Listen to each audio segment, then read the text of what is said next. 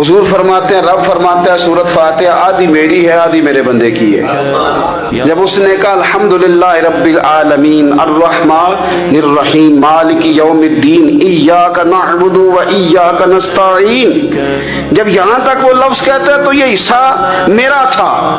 उसने अपने रब की तारीफ की, और जब कहा ना उसने इहदिनस सिरातल मुस्तकीम, अब बंदे ने इल्तिजाएं शुरू कर दी। उसने कहा कि मालिक भी तू है, रहमान भी तू है, रहीम भी तू है, इबादत भी तेरी करते हैं तो मदद भी तो तुझी से मांगनी है। अब मेहरबानी फरमाना इहदिनस सिरातल मुस्तकीम, हमें सीधा रास्ता दिखा दे। सिरातल लज़ीना अनअमता अलैहिम, उन लोगों का रास्ता दिखाना जिन पर तूने इनाम किया है। गैरिल मग़दूबि अलैहिम वलद्दालीन, उनके रास्ते पे ना चलाना इन पर तेरा गजब हुआ, जो गुमराह हो गए उनके रास्ते। तो नमाज में जब तर्जुमे पर आपका गौर होता है तो आपका तो दिल खुद ब खुद लग जाता है, शौक बढ़ जाता है आपका। तो इतनी चीजें हम जिंदगी में याद करते हैं, तो अगर तर्जुमा भी नमाज का याद कर लें